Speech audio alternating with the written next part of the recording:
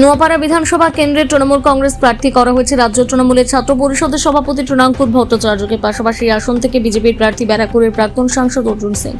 নোয়াপাড়া বিধানসভার অন্তর্গত মানিকপাড়া এলাকায় নির্বাচনী কার্যালয় উদ্বোধন করেন তৃণমূল প্রার্থী তৃণাঙ্কুর ভট্টাচার্য। উত্তর ব্যারাকপুর পুরসভার চেয়ারম্যান মলয় ঘোষ, গারুলিয়া পৌরসভার chairman Ramen Das, chief election agent Pradip Basu এবং অন্যান্যরা। প্রত্যেক তৃণমূল নেতৃত্বের বক্তব্যে কি উঠে এসেছে তুলে ধরছে।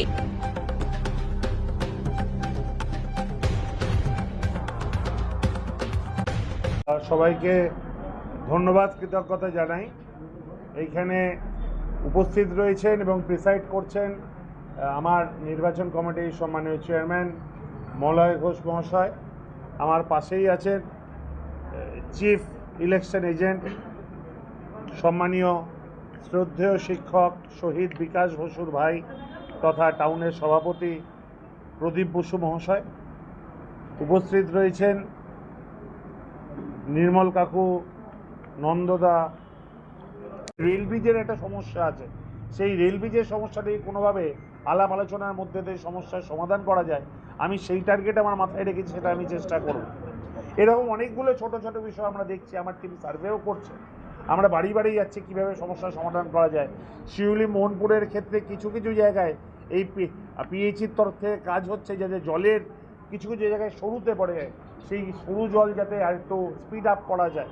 এরকম বিভিন্ন বিষয়গুলোর ক্ষেত্রে আমরা কিন্তু নজর রাখছি এবং লক্ষ্য করছি এবং আপনাদের বলছি, আমরা তো অনেক পরিষেবা দিয়েছি, কিন্তু 100% তো কমপ্লিট কখনো হয় না।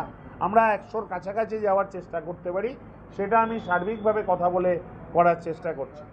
আমার চেয়ারম্যান সাহেব মলয়দার সঙ্গেও মিউনিসিপ্যাল চেয়ারম্যান হিসেবে কথা হয়েছে, তিনি আরও কীভাবে এইখানকার ক্লিনলিনেসকে আরও প্রায়োরিটি দেওয়া যায় সেই বিষয়টাকে উনি অলরেডি চিন্তা ভাবনা করেছেন এবং আগামী দিনে সেটা তিনি ইমপ্লিমেন্টেশন করবেন, সেই বিষয়ে আমরা আলাপ আলোচনা করেছি। এই ছোট ছোট কিছু বিষয়গুলোকে প্রায়োরিটি দিয়ে আমরা চেষ্টা করব মানুষের নাগরিক পরিষেবাকে আরও উন্নত করা। কিন্তু আজকে 17-18 বছর ধরে নোয়াপাড়ায় জুড়ে রাজনীতি করার পর আমি একটা জিনিস উপলব্ধি করেছি, এবং এই 17 দিন প্রায় আমি আপনাদের এলাকায় পড়ে থাকার পর আমার উপলব্ধি, আজকে এখানকার মানুষ শ্রদ্ধেয় শিক্ষক বিকাশ বসুকে শ্রদ্ধার চোখে দেখে। আজকে এটা হয়তো নোয়াপাড়াবাসীর দুর্ভাগ্য, তার বিপক্ষে এমন ক্যান্ডিডেট দাঁড়িয়েছে যিনি নিজে খুনের আসামি, যিনি নিজে প্রায় 90 দিন জেলে কাটিয়েছেন, যিনি নিজে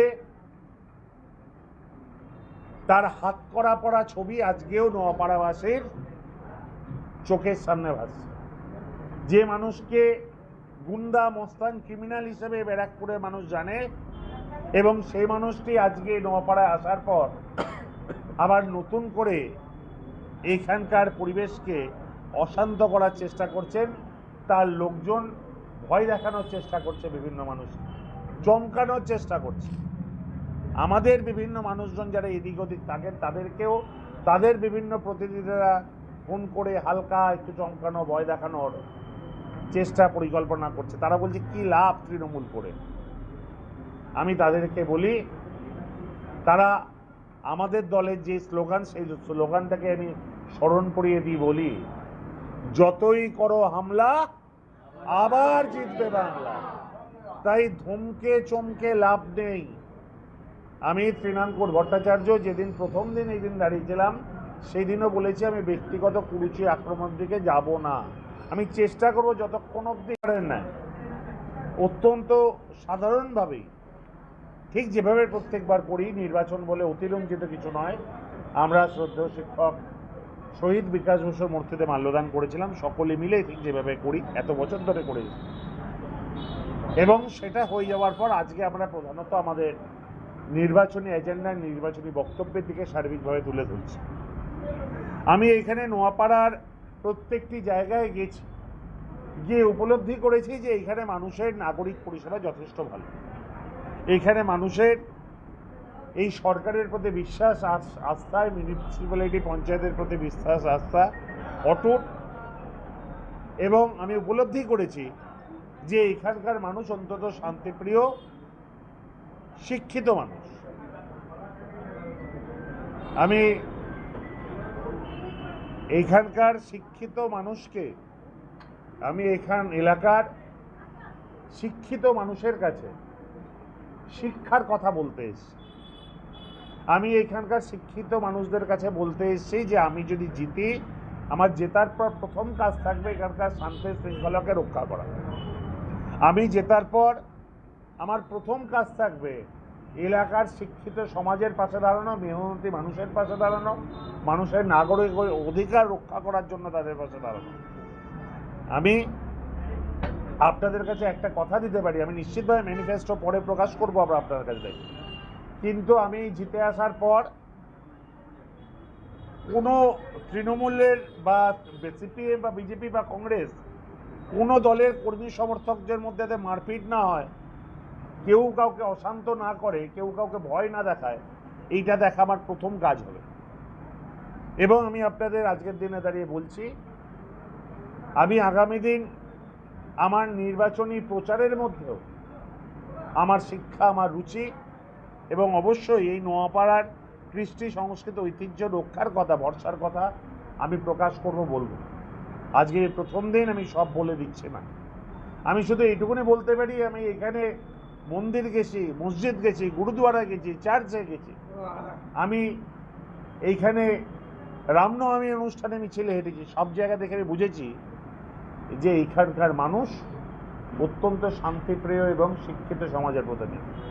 আমি একটা কথা বলতে পারি, আমি এইখানে বাচ্চাদের হাতে পেন তুলে দেব, কখনো বোম তুলে দেব না, কখনো পিস্তল তুলে দেব না। এবং আমি এইখানে আগামী দিনে ছাত্রছাত্রীরা, আমি সরকারি চাকরি দিতে না পারলেও তাদের যাতে সঠিকভাবে ট্রেনিং করে তাদের মাথা উঁচু করে দাঁড় করাতে পারি, সমাজে প্রতিষ্ঠিত করতে পারি, সঠিকভাবে কেরিয়ার কাউন্সেলিং করতে পারি, তার ব্যবস্থা আমি নিশ্চিতভাবে আগামী দিনে করব। আমি যতবার নোয়াপাড়ায় এসছি, প্রায় 17-18 বছর ধরে নোয়াপাড়ায় আমার যাতায়াত, গভীর সংযোগ। আমি 2018 সালে নির্বাচনে এইখানে ছিলাম, আমি 24 সালে নির্বাচনে করিয়েছি, আর সেবাশ্রয় ক্যাম্পও আমি এখানে করার পর আমার জনপ্রিয়তা তৈরি হয়েছিল অনেকটাই। আমি বিশ্বাস করি আমি আসার পর নিশ্চিতভাবে স্বাস্থ্য পরিষেবাকে আমি আলাদাভাবে গুরুত্ব দেবো। এখানে যে হসপিটাল হয়েছে, সেই হসপিটালের বিষয় আমরা দেখছি, যাতে আমরা সেই হসপিটালের উন্নতি আরও করতে পারি, কীভাবে অপূর্ণ স্বপ্ন পূরণ করার চেষ্টা করব। তাই আগামী নির্বাচনের দিন তো বটেই, পরবর্তীকালেও আমাকে বিভিন্ন সময় দেখবেন আমি এই শ্রদ্ধেয় শিক্ষক শহীদ বিকাশ বসুর ছবিকে গলায় ঝুলিয়ে আগামী দিনে নির্বাচনী প্রচার করব বলে আপনাদের সামনে দাঁড়িয়ে আমি শপথ নিলাম। ধন্যবাদ।